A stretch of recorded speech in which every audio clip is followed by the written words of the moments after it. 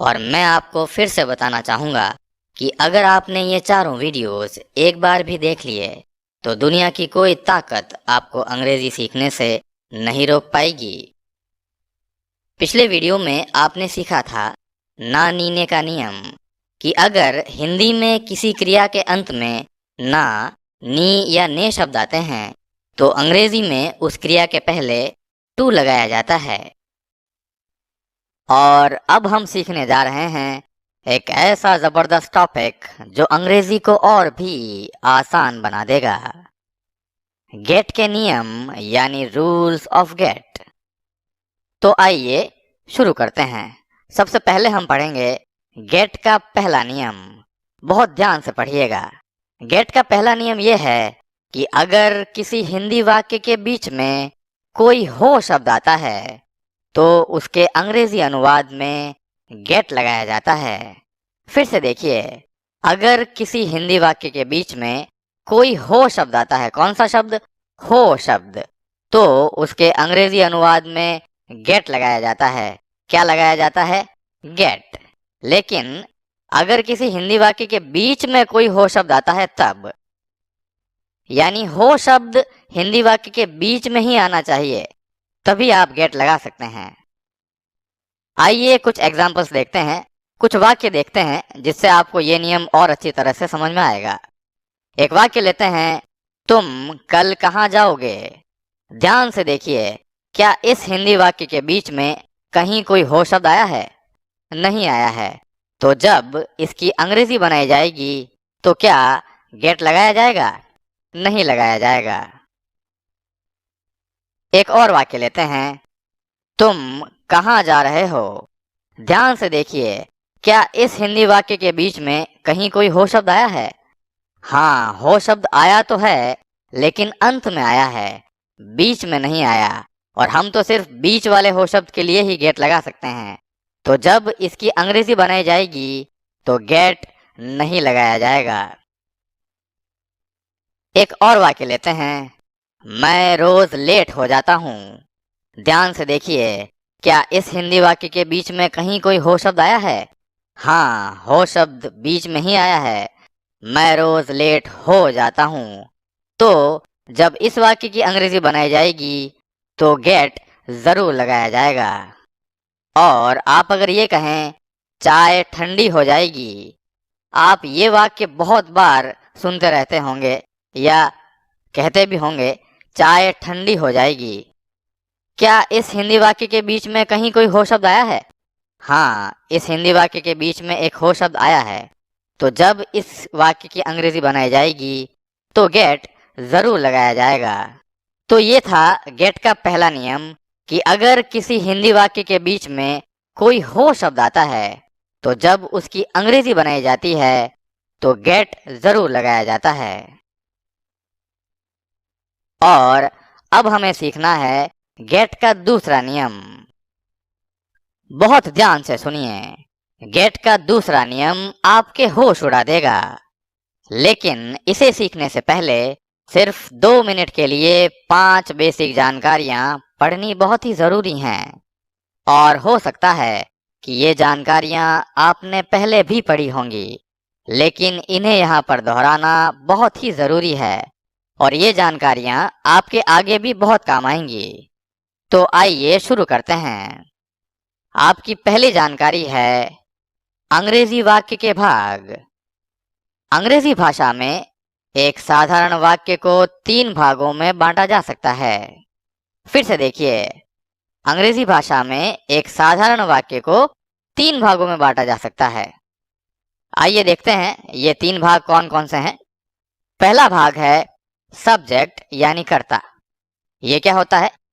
किसी काम को करने वाला, यानी वह जो किसी वाक्य में किसी काम को करता है, वो काम को करने वाला सब्जेक्ट यानी कर्ता कहलाता है। दूसरा भाग है वर्ब यानी क्रिया। ये क्या होती है? आइए देखते हैं।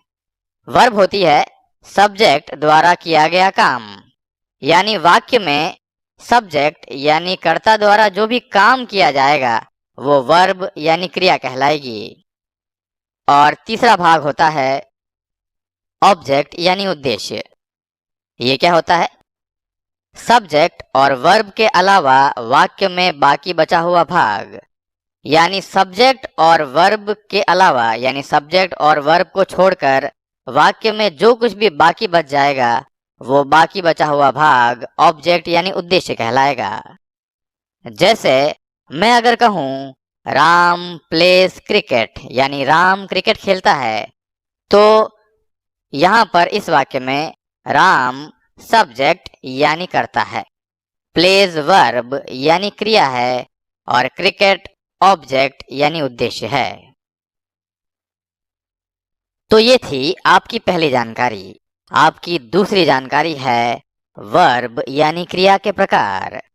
अंग्रेजी भाषा में वर्ब्स दो प्रकार की होती हैं, मेन वर्ब यानी मुख्य क्रिया और हेल्पिंग वर्ब यानी सहायक क्रिया। मेन वर्ब जैसे go, come, sit, eat, drink, play आदि, और हेल्पिंग वर्ब जैसे is, are, am, was, were, will, can आदि। तो ये थी आपकी दूसरी जानकारी। आपकी तीसरी जानकारी है मेन वर्ब की फॉर्म्स यानी मुख्य क्रिया के रूप। आप बचपन से ही पढ़ते आए हैं कि मेन वर्ब की 3 फॉर्म्स होती हैं, लेकिन ये गलत है। हर मेन वर्ब की 5 फॉर्म्स होती हैं, जिनको अंग्रेजी के वी अक्षर से दर्शाया जाता है, और इस वी के बगल में उसकी फॉर्म लिखी होती है जो 1 से 5 तक हो सकती है। जैसे V1 यानी मेन वर्ब की पहली फॉर्म, V2 यानी मेन वर्ब की दूसरी फॉर्म, V3 यानी मेन वर्ब की तीसरी फॉर्म, V4 यानी मेन वर्ब की चौथी फॉर्म, और V5 यानी मेन वर्ब की 5वीं फॉर्म। आइए एक एग्जांपल लेते हैं प्ले का। प्ले एक मेन वर्ब है जिसकी पहली फॉर्म होती है प्ले, दूसरी फॉर्म होती है प्लेड, तीसरी फॉर्म भी प्लेड ही होती है। चौथी फॉर्म में आप ध्यान दीजिएगा अंत में आईएनजी फॉर्म लगाई जाती है, तो प्ले की चौथी फॉर्म बनेगी प्लेइंग, और 5वीं फॉर्म में आप ध्यान दीजिएगा पहले टू शब्द लगाया जाता है, तो प्ले की 5वीं फॉर्म बनेगी टू प्ले यानी खेलना। आपको याद होगा ना नीने का नियम कि अगर किसी भी क्रिया के अंत में ना, नी या ने शब्द आते हैं तो उसके अंग्रेजी अनुवाद में उस क्रिया के पहले टू लगाया जाता है। तो ध्यान से देखिए, प्ले के पहले टू लगाया गया जिसकी हिंदी बनी खेलना। तो खेलना को अंग्रेजी में क्या कहेंगे? खेलना को अंग्रेजी में कहेंगे टू प्ले।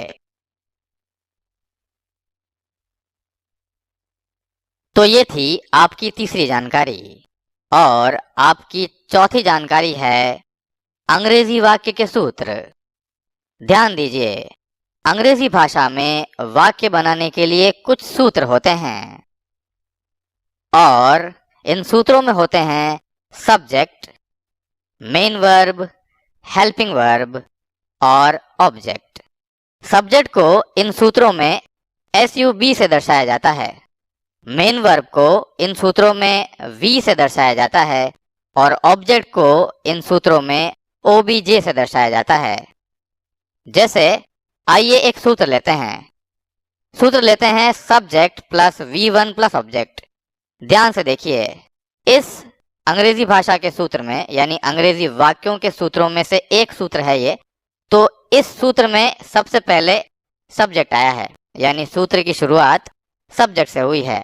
उसके बाद में V1 यानी मेन वर्ब की पहली फॉर्म आई है, और फिर ऑब्जेक्ट आया है। एक और सूत्र लेते हैं subject plus is plus V4 plus object. ध्यान से देखिए, इस सूत्र की शुरुआत भी सब्जेक्ट से हुई है, लेकिन उसके बाद में एक हेल्पिंग वर्ब आई है, जबकि ध्यान से देखिए ऊपर वाले सूत्र में कोई भी हेल्पिंग वर्ब नहीं आई थी। हेल्पिंग वर्ब के बाद में एक मेन वर्ब आई है, और वो भी चौथी फॉर्म V4, और अंत में ऑब्जेक्ट आया है। तो अंग्रेजी भाषा में वाक्य बनाने के लिए कुछ सूत्र होते हैं। तो ये थी आपकी चौथी जानकारी, और आपकी 5वीं यानी आपकी आखिरी जानकारी है गेट की 5 फॉर्म्स। हमने अभी गेट का पहला नियम सीखा था कि अगर किसी हिंदी वाक्य के बीच में कोई हो शब्द आता है तो जब उसकी अंग्रेजी बनाई जाती है तो गेट लगाया जाता है। और मैं अब आपको ये बताना चाहूंगा कि गेट भी एक मेन वर्ब है। तो गेट की भी 5 फॉर्म्स बनेंगी। आइए देखते हैं गेट की पांचों फॉर्म्स। ध्यान से देखिए, गेट की पहली फॉर्म होती है गेट, दूसरी फॉर्म होती है गॉट, तीसरी फॉर्म भी गॉट ही होती है, चौथी फॉर्म में आपको पता है कि आईएनजी फॉर्म लगाई जाती है अंत में, तो गेट की चौथी फॉर्म बनेगी गेटिंग। और पांचवी फॉर्म में आपको पता है कि पहले टू शब्द लगाया जाता है, तो गेट की पांचवी फॉर्म बनेगी टू गेट यानी होना। ध्यान से देखिए, टू गेट यानी होना। आपको पता है कि अगर हो शब्द आता है किसी वाक्य के बीच में तो गेट लगाया जाता है, लेकिन आपको ये भी पता है कि अगर ना नी ने आता है अंत में तो टू लगाया जाता है। तो अगर होना शब्द की अंग्रेजी बनानी होगी तो ध्यान से देखिए, इसमें हो शब्द भी आया है और ना शब्द भी आया है, तो ना के लिए टू लगेगा और हो के लिए गेट लगेगा और होना शब्द की अंग्रेजी बनेगी टू गेट। तो ये जो होना है यानी ये जो टू गेट है, ये गेट की पांचवी फॉर्म है, क्योंकि पांचवी फॉर्म में ही तो टू लगाया जाता है। तो ये थी आपकी पांचों जानकारियां। और अब आप पूरी तरह से तैयार हैं गेट का दूसरा नियम सीखने के लिए, जो आपको ये सिखाएगा कि गेट को अंग्रेजी वाक्यों में कहाँ और कैसे लगाया जाता है। लेकिन इस नियम को पूरी तरह से समझने के लिए आपको ये वीडियो अंत तक देखना पड़ेगा। तो आइए शुरू करते हैं, सीखते हैं गेट का दूसरा नियम। गेट का दूसरा नियम यह है कि गेट को अंग्रेजी वाक्य के सूत्र में मेन वर्ब यानी वी के स्थान पर लगाते हैं। गेट को कहाँ लगाते हैं? गेट को अंग्रेजी वाक्य के सूत्र में मेन वर्ब यानी वी के स्थान पर लगाते हैं। जैसे ये एक सूत्र है subject plus V1 plus object, तो इस सूत्र में मेन वर्ब कहाँ है? ये रही V1। और एक और सूत्र लेते हैं subject plus is plus V4 plus object. अब इस सूत्र में मेन वर्ब कहाँ है? ये रही V4 यानी मेन वर्ब की चौथी फॉर्म। तो गेट को अंग्रेजी वाक्य के सूत्र में मेन वर्ब यानी वी के स्थान पर लगाते हैं। ये अंग्रेजी वाक्य के सूत्र हैं और ये मेन वर्ब्स हैं, तो गेट को हम कहाँ लगाएंगे? अंग्रेजी वाक्य के सूत्र में मेन वर्ब के स्थान पर, यहाँ पर V1 के स्थान पर और यहाँ पर V4 के स्थान पर। और एक बात और ध्यान दीजिए, अंग्रेजी वाक्य के सूत्र में मेन वर्ब यानी वी की जो भी फॉर्म होगी गेट की भी वही फॉर्म लगाएंगे। यानी ध्यान से देखिए, इन दोनों सूत्रों में ऊपर वाले सूत्र में V1 है यानी मेन वर्ब की पहली फॉर्म है और दूसरे वाले सूत्र में V4 यानी मेन वर्ब की चौथी फॉर्म है। तो अंग्रेजी वाक्य के सूत्र में मेन वर्ब यानी वी की जो भी फॉर्म होगी गेट की भी वही फॉर्म लगाएंगे। यानी आपको पता है गेट की 5 फॉर्म्स होती हैं। गेट की पहली फॉर्म होती है गेट, दूसरी फॉर्म होती है गॉट, तीसरी फॉर्म भी गॉट ही होती है, चौथी फॉर्म में आईएनजी लगाया जाता है तो चौथी फॉर्म होती है गेटिंग, और पांचवी फॉर्म में टू लगाया जाता है तो पांचवी फॉर्म होती है टू गेट। तो अंग्रेजी वाक्य के सूत्र में मेन वर्ब की जो फॉर्म होगी गेट की भी वही फॉर्म लगाएंगे। जैसे इस सूत्र में V1 है, मेन वर्ब की पहली फॉर्म है, तो गेट की भी पहली फॉर्म लगाएंगे। गेट की पहली फॉर्म क्या होती है? गेट होती है। और इस सूत्र में V4 है यानी मेन वर्ब की चौथी फॉर्म है, तो गेट की भी चौथी फॉर्म ही लगाएंगे। गेट की चौथी फॉर्म क्या होती है? गेटिंग, तो क्या लगाएंगे? गेटिंग। तो ये है गेट का दूसरा नियम कि गेट को हमेशा अंग्रेजी वाक्य के सूत्र में मेन वर्ब यानी वी के स्थान पर लगाते हैं और मेन वर्ब की जो भी फॉर्म उस सूत्र में होगी गेट की भी वही फॉर्म लगाएंगे। तभी पहले सूत्र में आपने गेट लगाया और दूसरे सूत्र में V4 थी तो आपने गेटिंग लगाया। और आइए अब हम गेट के पहले और दूसरे नियम को एक साथ काम में लेते हुए कुछ वाक्य बनाते हैं, जिससे ये दोनों नियम आपको और अच्छी तरह से समझ में आएंगे। एक वाक्य लेते हैं, मैं रोज लेट हो जाता हूँ। ध्यान से देखिए, इस हिंदी वाक्य के बीच में एक हो शब्द आया है और गेट का पहला नियम क्या कहता है? गेट का पहला नियम ये कहता है कि अगर किसी हिंदी वाक्य के बीच में कोई हो शब्द आता है तो जब उसकी अंग्रेजी बनाई जाती है तो गेट लगाया जाता है। तो जब इस वाक्य की अंग्रेजी बनाई जाएगी तो गेट जरूर लगाया जाएगा। अब आइए इस हिंदी वाक्य की अंग्रेजी बनाते हैं। एक सूत्र लेते हैं, subject plus V1 plus object. और अब हम इस सूत्र के अनुसार इस हिंदी वाक्य की अंग्रेजी बनाएंगे। आपको अभी ये सोचने की जरूरत नहीं है कि ये सूत्र कहाँ से आया और कैसे बनाया गया। ये मैं आपको आगे सिखाऊंगा बहुत विस्तार से और बहुत आसानी से। अभी तो सिर्फ गेट के नियमों पर ध्यान दीजिए। मैं रोज लेट हो जाता हूँ, हो शब्द लगा है तो गेट को जरूर लगाया जाएगा जब इसकी अंग्रेजी बनाई जाएगी। और गेट को कहाँ लगाया जाता है ये आपको बताता है गेट का दूसरा नियम। गेट का दूसरा नियम आपको ये बताता है कि गेट को हमेशा अंग्रेजी वाक्य के सूत्र में मेन वर्ब यानी वी के स्थान पर लगाया जाता है। और सूत्र में मेन वर्ब की यानी अंग्रेजी वाक्य के सूत्र में मेन वर्ब की जो फॉर्म होगी गेट की भी वही फॉर्म लगाएंगे। तो इस सूत्र में मेन वर्ब की पहली फॉर्म है तो गेट की भी पहली फॉर्म लगाई जाएगी। गेट की पहली फॉर्म क्या होती है? गेट की पहली फॉर्म होती है गेट। अब आइए वाक्य बनाते हैं, मैं रोज लेट हो जाता हूँ। इसको इस सूत्र के अनुसार अंग्रेजी में बदलते हैं। मैं रोज लेट हो जाता हूँ, मैं यानी आई, गेट को लगाना है मेन वर्ब के स्थान पर और पहली फॉर्म लगानी है क्योंकि सूत्र में पहली फॉर्म है। गेट की पहली फॉर्म होती है गेट। मैं रोज क्या हो जाता हूँ? लेट। रोज यानी डेली। मैं रोज लेट हो जाता हूँ, I get late daily. Get क्यों लगाया गया? क्योंकि हिंदी वाक्य के बीच में हो शब्द आया था। और गेट ही क्यों लगाया गया? पहली फॉर्म क्यों लगाएगी? क्योंकि सूत्र में मेन वर्ब की पहली फॉर्म थी। एक और वाक्य लेते हैं, वह आज उदास हो गया। ध्यान से देखिए, इस हिंदी वाक्य के बीच में भी एक हो शब्द आया है तो जब इसकी अंग्रेजी बनाई जाएगी तो गेट जरूर लगाया जाएगा। अब आइए इसकी अंग्रेजी बनाते हैं।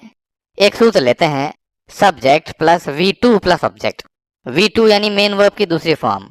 आपको अभी ये सोचने की जरूरत भी नहीं है कि ये सूत्र कहाँ से आया है और कैसे बनाया गया। ये मैं आपको आगे सिखाऊंगा बहुत विस्तार से। बहुत आसान है ये, लेकिन सीखेंगे हम आगे। अभी तो सिर्फ गेट के नियमों पर ध्यान दीजिए।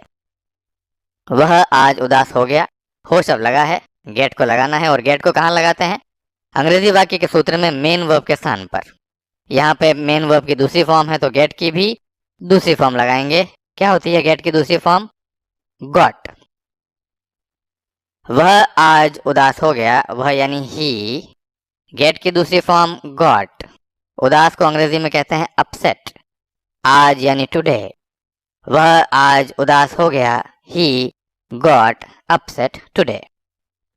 आइए एक और वाक्य लेते हैं, मैं ठीक हो चुका हूं। हो शब्द लगा है बीच में, गेट जरूर लगेगा। सूत्र है इस वाक्य का। एक सूत्र लेते हैं, देखिए, subject plus have plus V3 plus object. और अब इस सूत्र के अनुसार इस हिंदी वाक्य की अंग्रेजी बनाते हैं। हो शब्द लगा है, गेट लगाएंगे। गेट को कहाँ लगाते हैं? मेन वर्ब के स्थान पर। यहाँ पर तीसरी फॉर्म है तो गेट की भी तीसरी फॉर्म लगेगी, गॉट। मैं ठीक हो चुका हूँ, मैं यानी आई हैव, गेट की तीसरी फॉर्म गॉट। क्या हो चुका हूँ? ठीक। ठीक को अंग्रेजी में कहते हैं वेल। मैं ठीक हो चुका हूँ, आई हैव गॉट वेल। एक और वाक्य लेते हैं, चाय ठंडी हो रही है। ये वाक्य आप बहुत बार सुनते होंगे, चाय ठंडी हो रही है। और अब आइए इस हिंदी वाक्य की अंग्रेजी बनाते हैं।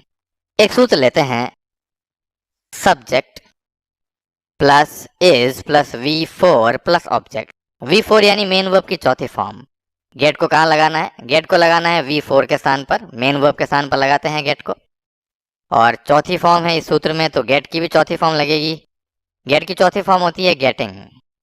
चाय ठंडी हो रही है, चाय यानी टी, इज, गेट की चौथी फॉर्म गेटिंग, ठंडी यानी कोल्ड। चाय ठंडी हो रही है, T is getting cold.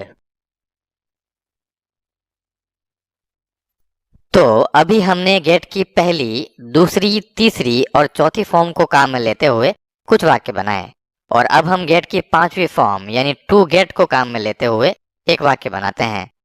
To get को हिंदी में कहते हैं होना। ध्यान से देखिए, ना लगा है तो टू तो जरूर लगेगा, और हो शब्द लगता है तो गेट जरूर लगता है। तो होना को अंग्रेजी में क्या कहते हैं? To get. या फिर हम यूं कहें कि टू गेट को हिंदी में क्या कहते हैं? होना। और ये गेट की पांचवी फॉर्म है, टू गेट।